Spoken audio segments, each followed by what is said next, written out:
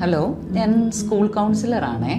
നയനയുടെ അമ്മയല്ലേ? 8th സ്റ്റാൻഡേർഡിലെ നയന. ആ so സ്കൂളിലോട്ടൊന്ന് വരാനായിട്ട് പറ്റുമോ? ഇനി നമുക്കൊന്ന് മീറ്റ് ചെയ്യാൻ ഒരു അർജൻറ്റായിരുന്നു. ഒന്ന് വരണേ സ്കൂളിലേക്ക്. ഓൾമോസ്റ്റ് ഒരു 3 PM വന്നാൽ മതി, കാണാം. ഓക്കെ.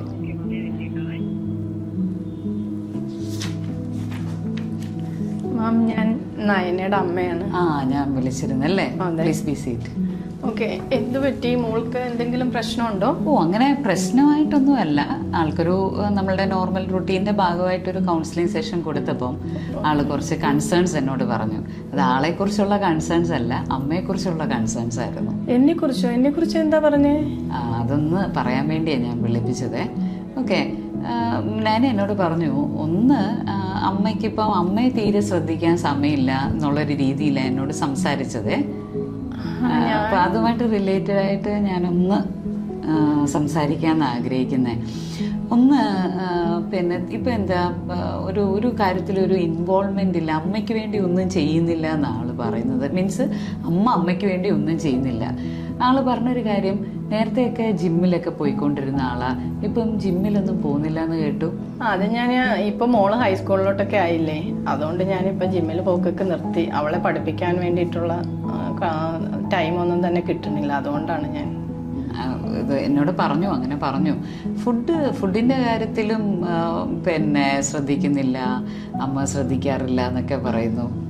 ഫുഡിൻ്റെ കാര്യമൊക്കെ ഞാൻ അവർക്ക് ഇഷ്ടമുള്ളതെല്ലാം ഞാൻ ഉണ്ടാക്കി കൊടുക്കുന്നുണ്ട്. പക്ഷെ ഞാൻ ഉണ്ടാക്കി കൊടുക്കുന്നത് പകുതി അവർ കഴിക്കാറുള്ളൂ, ബാക്കി ഞാൻ തന്നെയാണ് കഴിക്കാറുള്ളത്. അവരുടെ ഇഷ്ടത്തിനനുസരിച്ച് അപ്പോൾ ഫുഡും. അതെ, എല്ലാം അവരുടെ ഇഷ്ടത്തിനനുസരിച്ചിട്ടാണ് ചെയ്യുന്നത്. ഓക്കെ. ഗെറ്റ് ടുഗദേഴ്സും പിന്നെ അതുപോലെ സ്വന്തം വീട്ടിൽ പോലും പോകാറില്ല, അങ്ങനെ ഒരു കാര്യം കൂടെ മോള് പറഞ്ഞു. അമ്മയ്ക്കിപ്പോൾ എങ്ങോട്ടും ഒന്ന് വീട് വിട്ടെങ്ങും ഇറങ്ങാറില്ല എന്നൊക്കെ പറയുന്നു. അങ്ങനെയല്ല, ഞാൻ ഫ്രണ്ട്സിൻ്റെ കൂടെയൊക്കെ നേരത്തെ ഒക്കെ പുറത്തു പോകലൊക്കെ ഉണ്ടായിരുന്നു. ഇപ്പം ഞാൻ അതൊക്കെ കുറച്ച് അതിനൊന്നും ഞാൻ അധികം തയ്യാറാവുന്നില്ല. അതെന്താ കാര്യം? ഇവരെയൊക്കെ വിട്ടിട്ട് മാറി നിൽക്കണ്ടേ?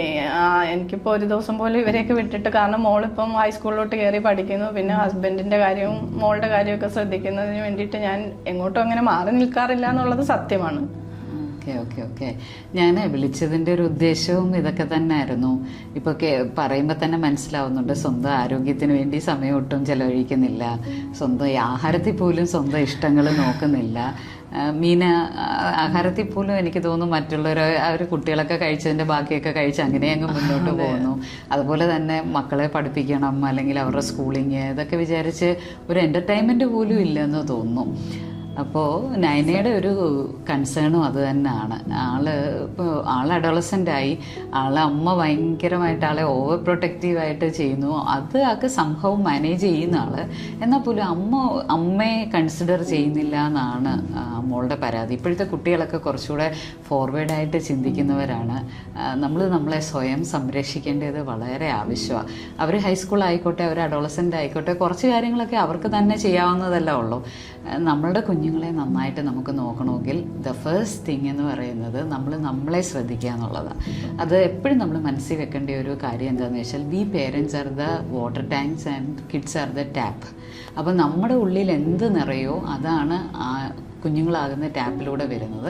അപ്പോൾ നമ്മൾ പേരൻസ് ഹാപ്പി ആയിട്ടിരുന്നെങ്കിൽ മാത്രമേ നമ്മളെ സെൽഫ് ലവ് കൊടുത്ത് കൊണ്ടുവന്നാൽ മാത്രമേ ആ കുട്ടികളെയും ഹാപ്പി ആക്കാൻ പറ്റൂ.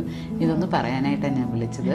Okay, please take care that. ഞാൻ ശ്രദ്ധിച്ചോളാം ഇങ്ങനെയുള്ള കാര്യങ്ങൾ. Thank you.